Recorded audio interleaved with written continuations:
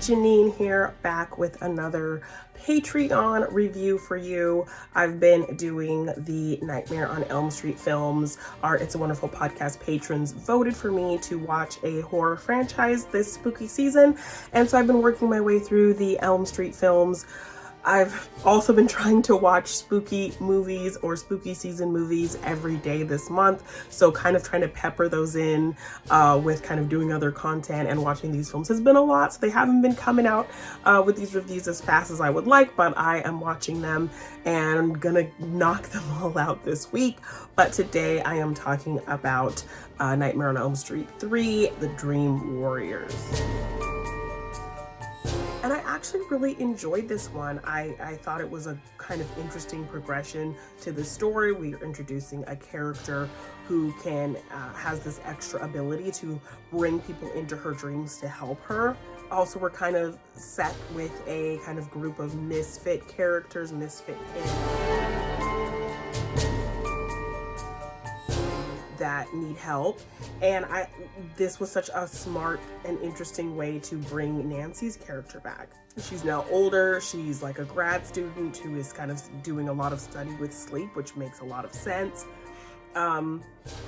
So for her to want to come in and help these kids who have been dealing with this, and kind of the twist on it is these kids are the last of the Elm Street kids, so she can kind of come in and be that mentor and kind of be the person to explain to them what's happening to them because she's been through it. And it just works that she's a little bit older now, she's studying this, she's been through it, so she's the perfect person. So it was just a really great way to bring this character back, which I really loved. So yeah, I liked kind of the environment of this kind of mental health facility. I like that they really kind of established the traits of each of these characters, so we kind of get invested with them. Like Kincaid is a really fun character. And of course, Patricia Arquette, she's kind of our lead here. And we kind of even have a similar opening to the original film. You know, we see Freddy making his hand, his infamous, claw hand. And this, we see her kind of building this model of this paper mache model of the Elm Street house.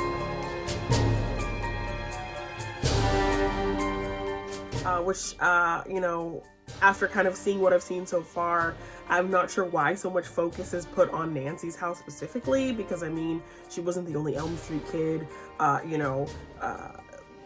Johnny Depp across the street, his house was on Elm Street. He got killed in his house as well. So I'm not sure why this big kind of focal point through the franchise has been put on Nancy's house. Like Michael Myers, like the Myers house is in the Halloween films, because this is not like an exclusive kind of situation where this is where, Freddy was born, this is where Freddy lives. It's just one of the many kids who he comes after happens to be her house, of the one girl who survived. So it just seems very kind of weird to me that like there's so much emphasis on the Elm Street house, Nancy's house.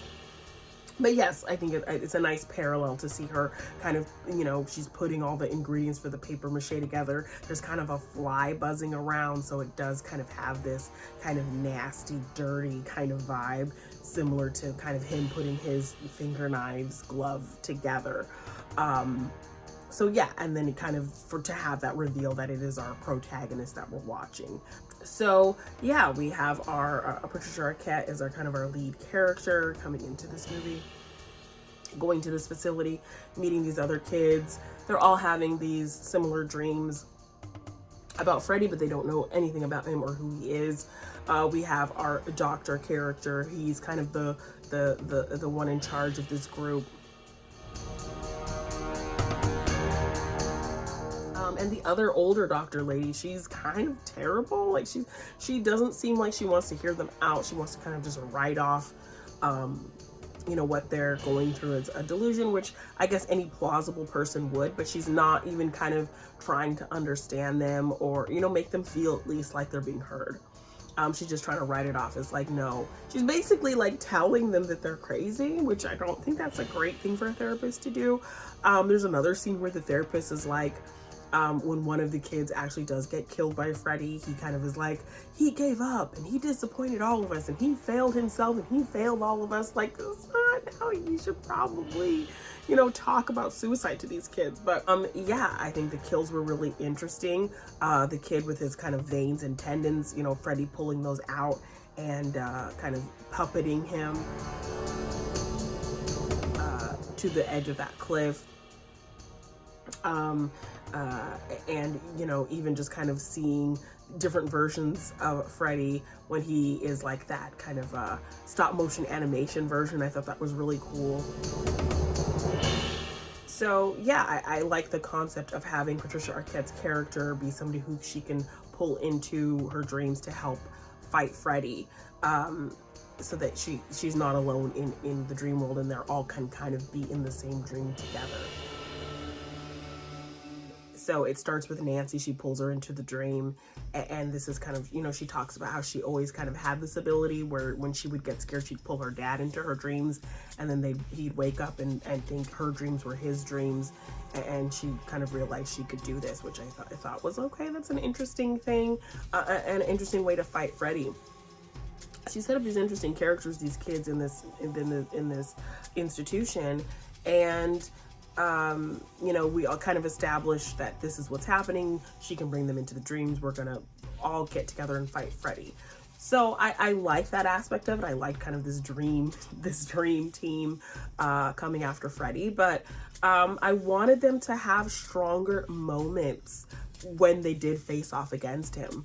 Freddy just seemed to, you know, there was all this build up to them being cool and having these powers and abilities that they, you know, they could be anybody and do anything. But they were just dispatched way too quickly by Freddy, which was just a disappointment. Like, I wanted them to put up at least a little bit more of a fight before he kind of just took them out, like the wizard kid. Like, you know, he is able to blast his wheelchair, but then Freddy just immediately just kills him.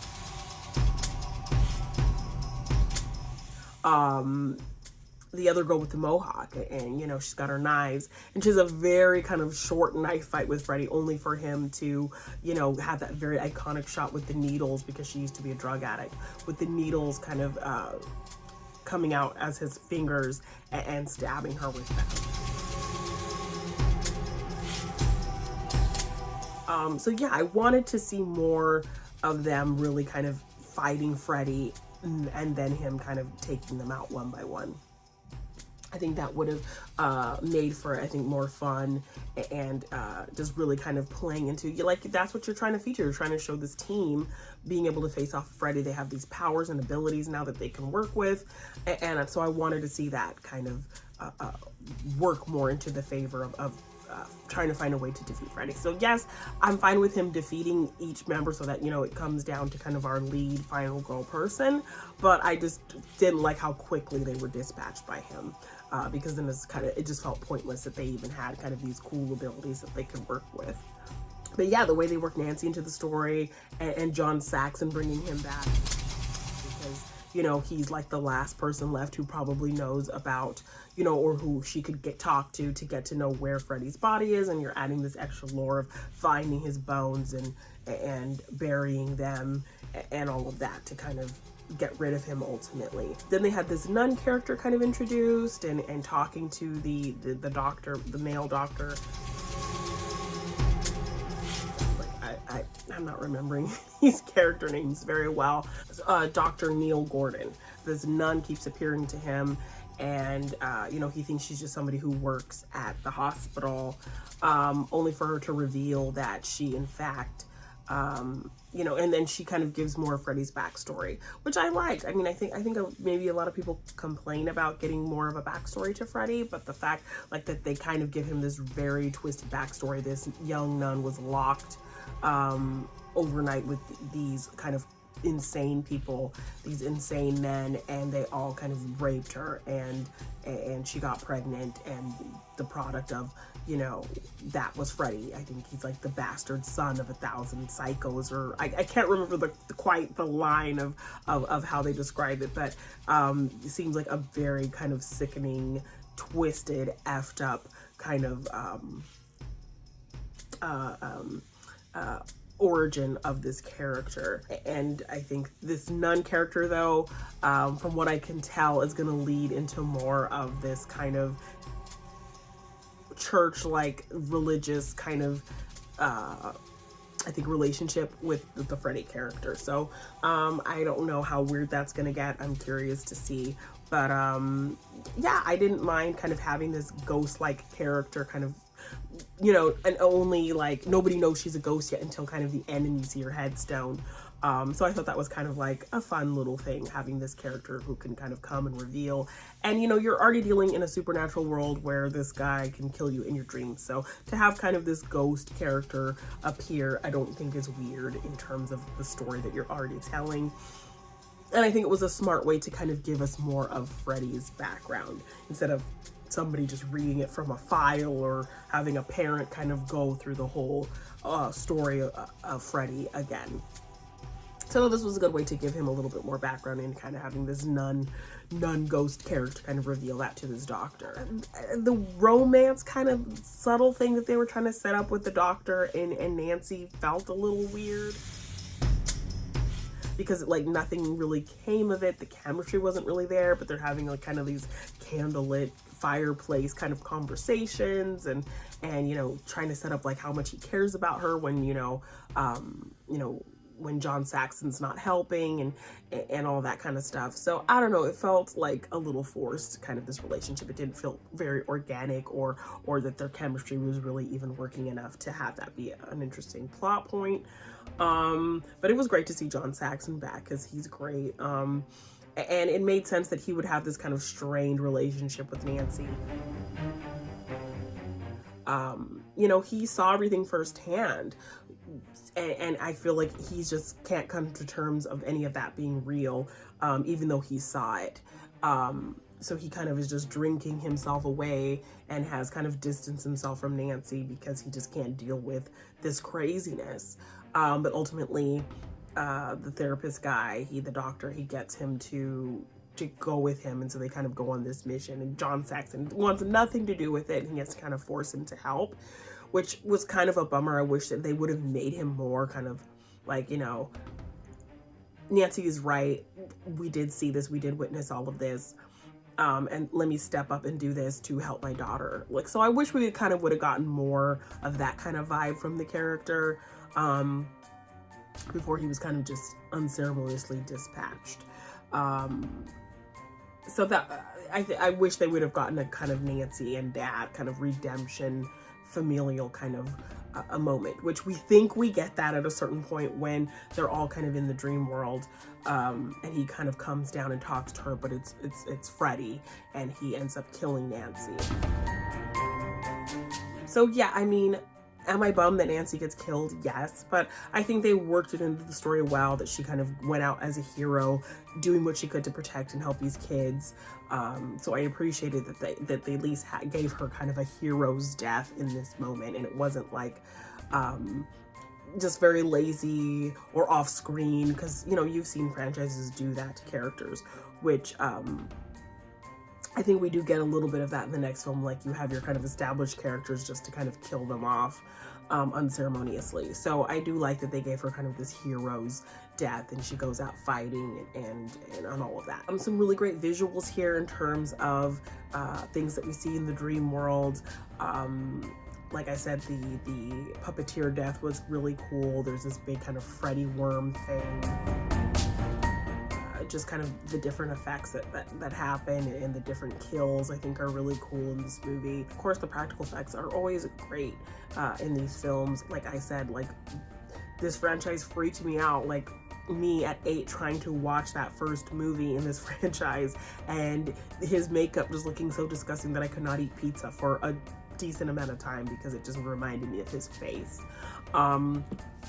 So when we do get to that next movie with that pizza scene, it really was kind of doing some things, grossing me out a little bit. But yeah, I mean, great, I think, practical effects, really interesting kills. I think for the most part, the way they incorporated Nancy into the story was great, and she was just great in general in this movie. It was great to see her back, and great the way they integrated her into the story. I like that we get more Freddy's backstory in this. I think that makes him more of a fleshed out villain, because yeah, I think all are kind of big bads, all kind of have that big backstory that we hear. So I liked the way that they revealed it, and I liked that we got more of kind of Freddy and where he came from. I like the whole aspect of this team kind of having to fight and come together to, you know, work to get rid of Freddy, and everyone kind of having to come together. I liked that team aspect, but again, I wish that they just were not dispatched so easily. We got kind of probably the best line, and I believe it's the one and only line Robert Englund ever ad-libbed, was the "Welcome to Primetime, bitch," and killing the girl with the TV. Fishburne here, and I like that he's kind of there, kind of protective of his wards and his kids that he helps take care of in this institution. And yeah, so really kind of thought this was an interesting idea to continue the story, a great way to bring Nancy in, a great way to reveal more of Freddy's story.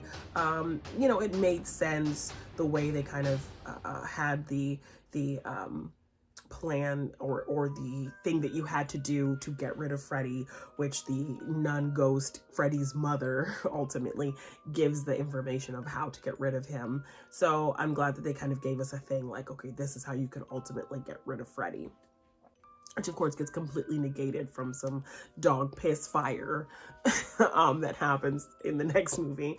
But yeah, so I think they laid the groundwork of where the story was going to go, and how it connected to the first two films, and really had a lot of fun with this one. I actually really enjoyed this one a lot. So yeah, that's my thoughts on A Nightmare on Elm Street 3, The Dream Warriors. Next up will be The Dream Master, I believe. All these movies, Dream Warriors, Dream Master, Dream Child.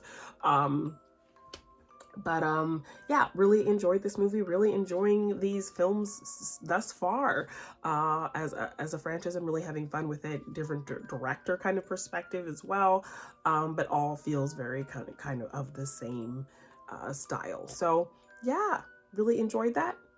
Thank you guys for checking out this review. Thank you for our It's a Wonderful podcast patrons for, you know, voting on these movies, because I'm really excited. I'm finally getting to delve into these, and it's just making my spooky season that much more fun. So thank you. And guys, like, share, subscribe, do all of the things. Check out It's a Wonderful Podcast, the podcast feed, all places podcasts can be found. Please check out the other things we have on this YouTube channel. We have Monday Madness, we have other reviews, we do trailer reactions, retro trailer reactions. Morgan does some really great videos of his DVD collections, his physical media collections when he gets new films. So yeah, we're doing a lot of fun stuff on this channel. So please, again, like, share, subscribe, do all of the things. And thank you for checking out this review, and I will see you in the next one.